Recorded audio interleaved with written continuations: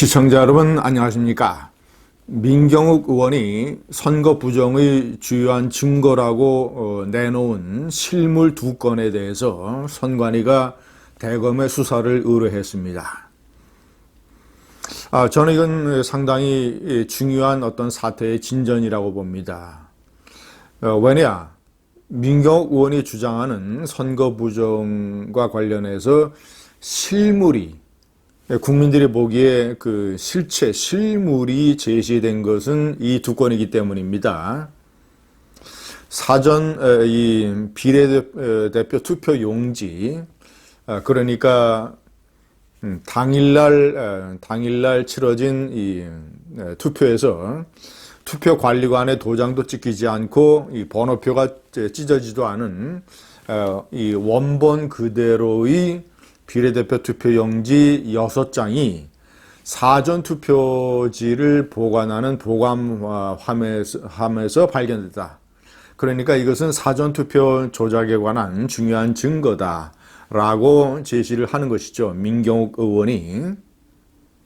자, 두 번째는 경기도의 모 우체국 앞에서 파쇄된 투표용지 뭉치가 발견이 됐다. 이것 또한 중요한 이 선거 조작 이 증거다라는 것이 민 의원의 주장입니다. 이 2건에 대해서 선관위가 대검에 수사를 의뢰했습니다. 그런데 특히 중요한 그 사전 투표 이 비례대표 투표 용지 6장 이것을 출처를 밝힐 수가 없다라고 민경욱 의원이 얘기하고 있습니다. 저는 이것은 잘못된 것이라고 생각합니다. 민의원은 적극적으로 수사에 협조를 해야 됩니다. 본인은 출처를 나도 모른다. 나를 붙잡아가라. 민주주의 재단에 피를 뿌리겠다. 이런 식으로 얘기를 하고 있습니다. 그런데 앞뒤 논리가 맞지 않습니다. 자, 이것은 어떤 언론사가 중요한 이 무슨 부정이나 비리에 관한 그 폭로 기사를 썼고 그 취재원을 언론사가 보호하는 것과는 180도 다른 문제입니다. 자, 이것은 비유하자면 이렇습니다. 어떤 동네에 A라는 사람이 살고 있는데 이 같은 동네에 살고 있는 사람들은 이 A라는 사람이 어떤 살인사건의 살인을 저지르지 않았다라고 주장을 합니다. 그런데 그 옆 동네에 살고 있는 사람이 B라는 사람이 A라는 사람이 살인을 저질렀다는 증거가 있다라면서 권총을 공개를 합니다. 그래서 경찰이 수사에 들어갑니다. 아, 그래? 그러면 그 권총이 어디서 났는지 출처를 좀 알려달라. 그리고 권총을 한번 제출해달라. 우리가 조사하겠다. 라고 하는데 B라는 사람이 아니다. 이 출처를 밝힐 수 없다. 이것이 어디서 나한테 들어왔는지 나는 모른다. 이렇게 얘기를 하고 있는 시기입니다. 저는 이것은 잘못됐다고 봅니다. 사전투표, 비례대표 투표 용지 6장, 이것이 얼마나 중요한 문제인가. 특히 투표용지가 바깥에 빼돌려져서 마구 돌아다니는 것. 선관위의 설명은 구리시 선관위가 그러니까 당일 투표를 하고 남은 잔여 투표용지, 사용되지 않은 투표용지를 가방에 넣어서 보관하고 있었는데 그 개표장 내에 있는 체력 단련실에 보관하고 있었는데 누가 그 중에서 일부 6장을 절도해 간 것 같다. 빼내 간 것 같다. 이것이 선관위의 해명입니다. 시청자 여러분, 어떤 이 사격 훈련 이 대회가 있었다고 칩시다. 20명의 병사가 병사가 10발씩 소개로 되어 있어서 전부 이 부대에서 200발의 실탄을 준비를 해 놨습니다. 그런데 10명만 참가해서 100발만 소진됐습니다. 쐈습니다. 나머지 100발, 사용되지 않은 실탄 100발을 다른 창고에 보관을 했습니다. 그런데 그 중에서 6발이 없어졌고 부대 밖에서 이것이 공개가 됐습니다. 이것 봐라. 사용되지 않은 실탄 6개가 이상한 곳에서 발견이 됐다. 그러니까 저 사격대회는 무효다. 사격 점수 우리가 인정할 수 없다. 이렇게 얘기하는 것과 비슷합니다.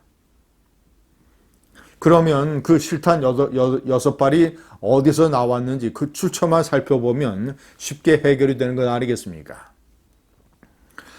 민경욱 의원이 얘기하는 두 가지 문제는 재검표로도 확인이 안 되는 겁니다. 재검표와 아무 상관이 없는 겁니다.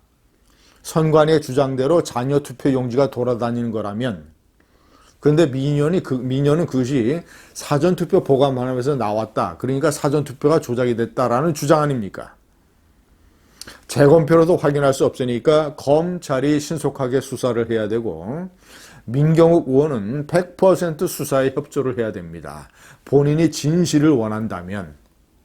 그런데 왜 무슨 출처를 모른다고 하고 민주주의 재단에 피를 뿌리는 게 거기서 왜 나옵니까? 선거와 관련된 많은 부정 의혹들은 의외로 쉽게 다 해결이 될 수 있습니다. 제가 사례로 제시한 1번, 이번 4.15 선거 이 투표함 바꿔치기 논란을 부른 대표적인 송파구의 정대현 씨, 사전투표함 보관함 2개의 봉인지 필체가 자신이 다 사인을 했었는데 그 하나는 사진을 찍어 놨었는데 이 두 번째 게 자신의 필체와 다르다라고 주장을 해서 투표함 바꿔치기 논란이 크게 불거진 거 아니겠습니까? 그런데 선관위에서 조사를 해보니까 정대현 씨가 다른 서류나 다른 곳에 썼던 필체와 다 비슷하다, 똑같다. 똑같은 사람의 필체로 드러났다고 확인이 됐지 않습니까? 자, 두 번째, 그 여주 선관위 건물 근처에서 이 대규모의 파쇄된 투표용지 뭉치가 발견됐다라고 해서 신의 한수에서 그때 보도를 했지 않습니까? 이것도 선거 부정의 의혹 중에 하나로 제시가 됐는데 선관위에서 조사를 해보니까 실제로 투표를 하기 전에 사전투표를 하기 전에 모의 연습에 필요한 봉투와 투표용지들 이런 것을 모의 투표 연습에 사용을 하고 전부 다 파쇄해서 버린 걸로 다 드러났지 않습니까? 이 기표가 날인이 되지 않은 전부 이런 걸로 다 밝혀졌지 않습니까? 세 번째, 공병호 소장을 포함한 일부 보수 유튜버에서 아주 화려하게 등장시켜서 선관위가 과거에도 선거 조작을 저질렀다. 이런 식의 어떤 주요한 증언자로 내세우고 있는 한성천 전 선관위 노조위원장, 과거의 이름은 한영수였습니다. 이 사람은 매번 선거 때마다 선거 부정을 주장을 했는데 대표적으로 2012년 박근혜 대통령이 문재인 후보를 3.6%포인트 차이로 이기고 대통령이 된 그 대통령 선거에서도 선거 부정이 있었다라고 주장을 해서 선관위가 고발을 했고 검찰이 수사를 해서 기소를 했고 법원이 징역 2년형을 때렸습니다. 너무나도 쉽게 이 사람의 주장이 허위인지 아닌지 그때도 무슨 전자개표기 조작 이런 주장을 했었습니다. 검찰이 수사를 해서 징역 2년을 받게 했습니다. 자, 네 번째, 이번에 이 제기된 통계가 이상하다. 통계상으로 봤을 때 이 선거 결과의 수치가 참으로 이상하다. 가장 대표적으로 회자됐던 63대 36. 서울, 경기, 인천의 사전투표를 분석을 하니까 민주당과 통합당의 득표율 비율이 63대 36으로 서울, 경기, 인천 세 군데가 다 똑같았다. 물론 이제 소수점 이하는 다릅니다만은. 이것도 쉽게 조사를 해보니까 3년 전에 2017년이죠.